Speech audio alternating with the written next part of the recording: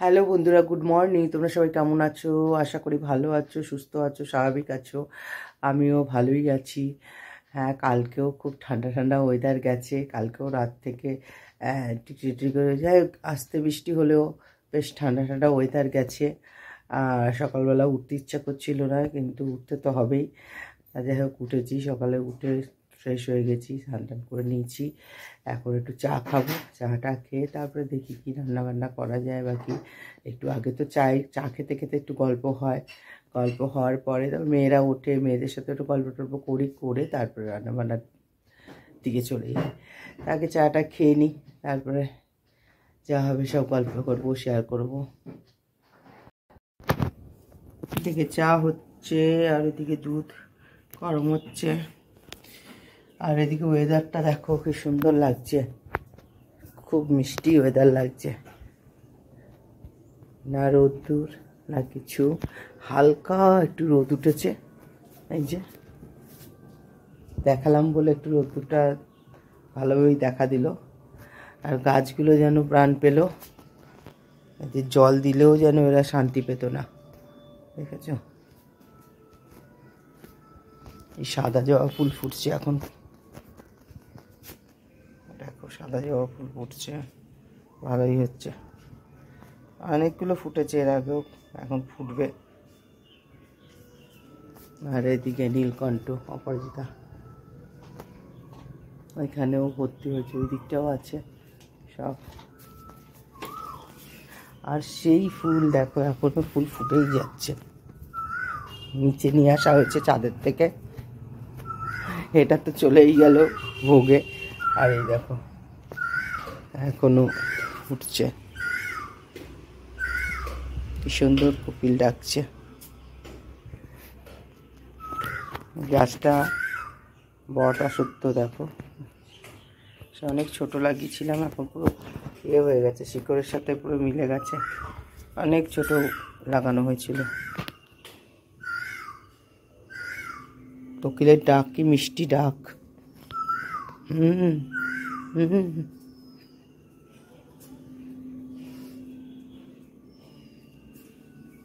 সব নিচে নামানো হয়েছে, কারণ রাত ওখানে প্রচণ্ড রোদ পড়ে, তাই নিচেই আনা হয়েছে। ওইদিকে কারি গাছ আছে, কারি পাতা। এই টগর কবে ফুটবে জানি না, গাছটা আরও বড় হবে, তার এখন ফুটছে না।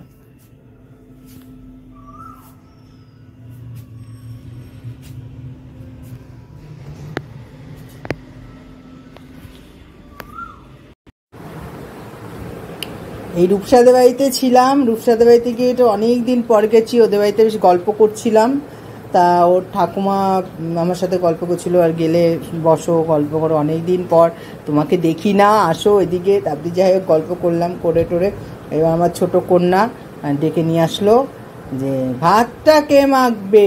এই যে ভাতটা কে মাখবে, না না বন্ধুরা, আমার হাতের ভাত মাখা খাওয়ার জন্য এরকম করে, এটা স্বীকার কর। এটা তো অস্বীকার করলে হবে না, না হলে দুটো ভাত মেখে খেতে পারে না, এটা কথা, এটা কথা না, কিন্তু হবে না। আমার হাতে যে এই রূপসাদের এই গল্প হচ্ছিল ভাত মাখা নিয়ে, আর সেই আলু বাবা রূপসা হাসছে, আমি কি এটাই হলো ফটো দেবো। আরে যখন বিয়ে হবে বলে আর আমি বিয়ে করবো না। রূপসা বলছে আমি বিয়ে করবো না, তোমাকে এমনি একটা ভালো শাড়ি দেবো। স্নান টান করে চলে এলাম। ওদিকে ভাত হয়ে গেছে, ডাল হয়ে গেছে, আর ভাত তো হয়ে গেছে। মেয়েকে আবার খাইয়ে দিলাম, ওকে না মেখে খাওয়ালে ওর হয় না, তাই আর ডালও হয়ে গেছে। আর আমি এখন পুজো দেব, তাই বাসন টাসন, ঠাকুরের বাসন টাসন মাজা হয়ে গেছে, ফুলও তোলা হয়ে গেছে গাছের থেকে। এবার যাই বসে যাই পুজো দিতে।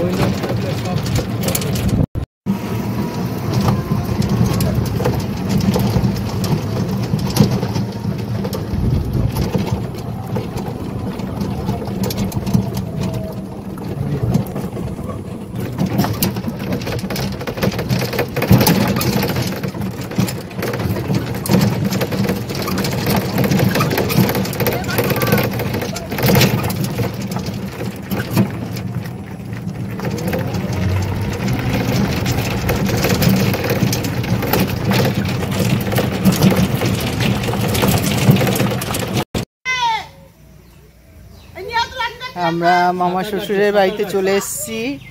এই যে পুচকু দুটো,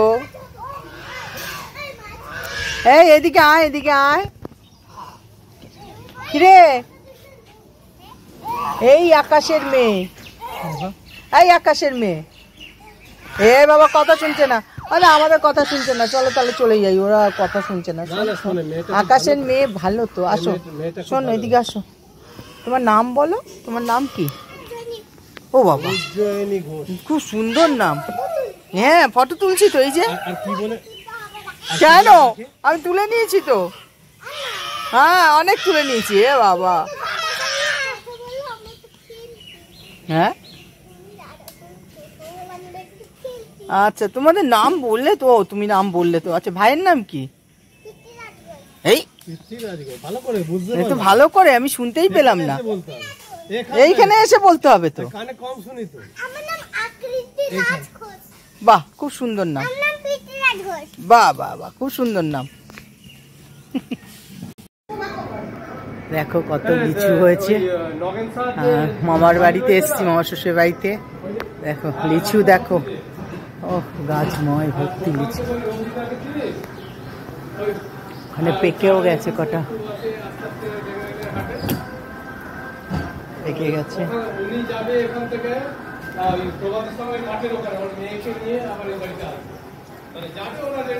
দেখো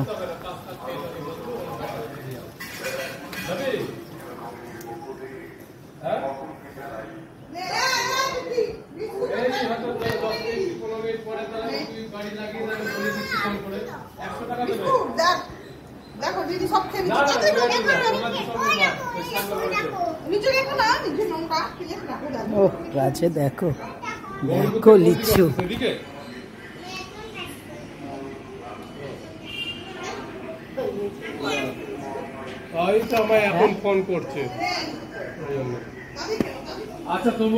সারা গাছ ভর্তি লিচু, সারা গাছ ভয় লিচু হয়েছে।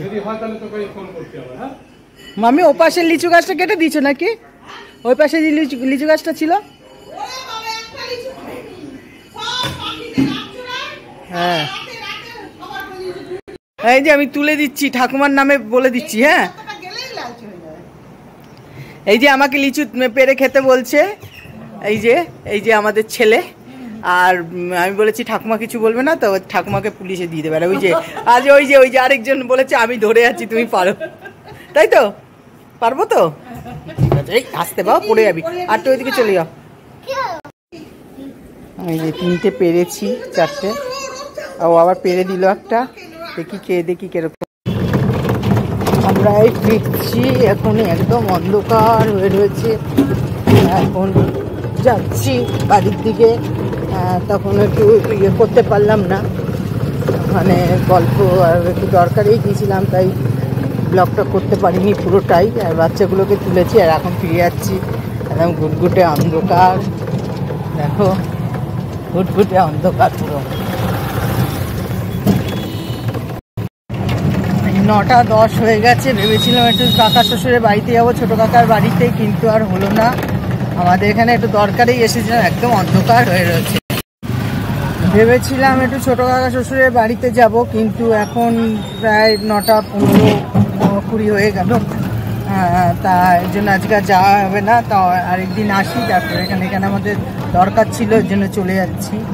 তা যাই হোক, পরে আবার একদিনের মধ্যে আসবো। চলো আমরা কাকা শ্বশুরের বাড়ির কথা বলতে বলতেই রাস্তায় দেওরের সঙ্গে দেখা হয়ে গেল। বলে দিলাম যে আমাদের একটু দেরি হয়ে গেছে, দেখা করতে পারলাম না, আমরা যাবো। ভালোই হয়েছে, ওর সাথে দেখা হয়ে গেল। আর জেনেও গেলাম যে কাকার শরীরটা কেমন আছে, মোটামুটি আছে। যাই হোক, ভালোই হয়েছে। আমরা চলে এলাম, হাই রোড দিয়েই ফিরলাম, সাহেব কলোনি দিয়ে একদম পুরো হাই রোড দিয়ে বেরিয়ে এলাম একদম। এই যে ঘুটঘুটে অন্ধকার, সব এই যে হাই রোড দিয়ে যাচ্ছি। আমরা এই হাই রোড থেকে এবার এই কাকিনাড়া দিকে ঢুকে গেলাম। এই দিকে পানপুর দিয়ে একদম সোজা এবার জগদ্দলের দিকে যাবো। ওদিক দিয়ে কাকিনাড়া দিয়েই আমরা ঢুকে যাবো, মানে ভেতর ভেতর দিয়ে এবার চলে এলাম হাই রোড থেকে। রাস্তা ভীষণ খারাপ, ভীষণ খারাপ, এত খারাপ বলার মতন না। অস্বস্তি লাগছে, সে যাচ্ছি ঠিকই, একটু অস্বস্তি লাগছে। চলো,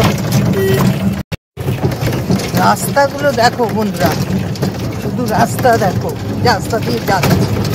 ও বাবা রে, ওখানে আবার কিসে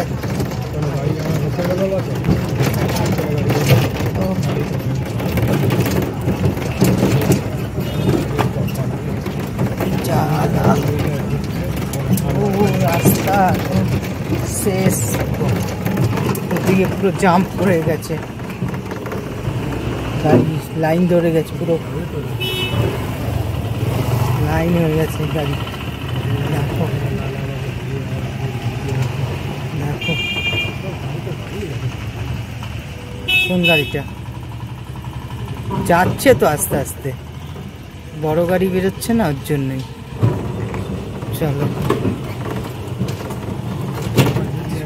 রাস্তা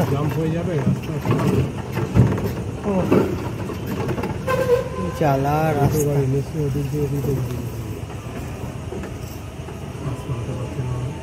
দেখো, রাস্তাটা শুধু দেখো।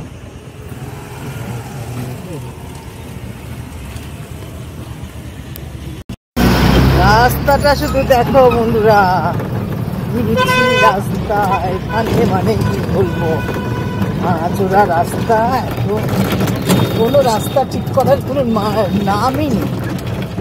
এইরকম রাস্তা দিয়ে যেতে হচ্ছে, এত কষ্ট করে যেতে হচ্ছে এইসব রাস্তা দিয়ে। দেখে মনে হচ্ছে রাস্তাটা ভালো, কিন্তু ভালো না। বাড়িতে চলে এলাম বন্ধুরা, বাড়ি চলে এলাম। বাড়িতে এসে একটু মেয়েদের গল্প করলাম, যে ওই বাচ্চাগুলোর সব গল্প হলো যে বাচ্চাগুলো খুব ভালো হয়েছে, যে গেলেই মানে আটকে দেয়, থাকো থাকো। এর আগেও তখন একদম কুচকু ছিল, তখনই আমাকে বলতো তুমি থাকো, তুমি এখানে ঘুমাবে। এখন ওই মেয়েটাও একটু বড় হয়েছে, যাই হোক, ও তাই একই কথা বললো। তা এখন আমরা চলে এলাম, একটু বড় মামা শ্বশুর বাড়িতে গেলাম, মেজো মামা শ্বশুর বাড়িতে গেলাম। আমি ওখানে আর তোমাদের দেখাতে পারলাম না, কেন ওখানে একটু দরকারি গিয়েছিলাম, কথা বললাম। তারপরে আসার সময় ভেবেছিলাম ছোটো কাকা শ্বশুর বাড়ি যাবো, কিন্তু অত রাত হয়ে গেছে বলে যেতে পারিনি। তার রাস্তাতেই দেওরের সাথে দেখা হয়ে গেছে, দেওরের সাথে কথা বললাম, জিজ্ঞাসা করলাম কেমন আছে। তা আমরা বললাম যে আমাদের একটা দরকারি এসেছি, বিকেলবেলায় এসেছি, কিন্তু দেরি হয়ে গেল বলে তোমাদের বাড়িতে যেতে পারলাম না, এর মধ্যে একদিন এসে যাব। বাড়িতে চলে এসেছি। এখন আমার বড় মেয়ে খেতে বসে গেল, ছোটো মেয়ে ছাদে রয়েছে, আর ভাত বসিয়ে দিয়েছে, একটু ভাত লাগবে। আর আমার এত খিদে পেয়েছিল যে রাস্তায় আমার খুব রাগ হচ্ছিল। আমার বর এই দিক দিয়ে আমাকে নিয়ে এসছে, আমি বললাম ওদিকে আমার কাছে ফুচকা খাও না, ফুচকা খাবো না। তা আমি ভেবেছিলাম একটু চপ খাবো, ওই দিক দিয়ে মেঘনা মোড় দিয়ে বেরোবে, অন্য সময় মেঘনা মোড় দিয়েই নিয়ে আসে। আজকে এই দিক দিয়ে ওর একটা ফোন এসে গেছে, ফোন আসলে ও একদম উড়ে চলে আসবে, তার জন্য আর ওই দিক দিয়ে নিয়ে গেল না। তা ওই দিক দিয়ে চলে এসছে, আমি বুঝতেই পেরেছি যে ও বন্ধুর ফোন এসছে, আর যাবে। মেঘনা মোড় দিয়ে আসলে একটু চপ নিতে পারতাম, খেতাম, এত খিদে পেয়েছে কি বলবো। তা যাই হোক, ওই এখন ভাত গরম ভাত বড় মেয়ে বসিয়ে দিয়েছে, তা ওটাই খাবো। আমার ব্লগটা এখানেই শেষ করলাম। যদি কিছু ভালো লাগে একটা লাইক করো, কমেন্ট করো, শেয়ার করে দিও। আর সবাই ভালো থাকো, সুস্থ থাকো। আর মামার বাড়িতে কত লিচু হয়েছে তোমাদের সেটা শেয়ার করলাম। আরও দুটো গাছ এদিকে রয়েছে, ওগুলো তো আমি দেখাতে পারিনি, যেহেতু বাচ্চাগুলো যা করছিল ছাড়ছিল না, তাই ভেতরের উঠোনের গাছটাই দেখালাম। এই দিকেও গাছ একটা বিশাল বড় পুরনো গাছ আছে, আরেকটা ওই দিকটাও আছে, ওগুলো আর দেখাতে পারিনি। আর এবার আমই হয়নি ওই গাছ, এতগুলো আম গাছ একটাতেও আম হয়নি। যাই হোক লিচু প্রচুর হয়েছে, তা আমি আবার 2-4টে লিচু নিয়েও এসেছি, নিয়ে আর ওখানে ছিঁড়েছি আর খেয়েছি। আর বাচ্চাগুলোকেও ছাড়ি ছাড়ি দিয়েছি, ওরাও খেয়েছে। ওদেরও সেই জেম্মা জেম্মা দাও, আমি একটা খাবো, ও বলছে আমি একটা খাবো, আবার আমাকে ছিঁড়ে ছিঁড়ে ওরা দিচ্ছে এটা নাও। তা যাই হোক 2-4টে নিয়ে এসেছি, হাতে যেটা ছিল আমি বললাম এগুলো রয়েছে তাই নিয়ে এসেছি। যে তোমাদের গাছটা দেখবে দেখবে কত লিচু হয়েছে। যাই হোক ঠিক আছে, টাটা, গুড নাইট, ভালো থাকো, সুস্থ থাকো। আবার কাল সকাল থেকে যা যা করবো সব তোমাদের শেয়ার করবো। চলো।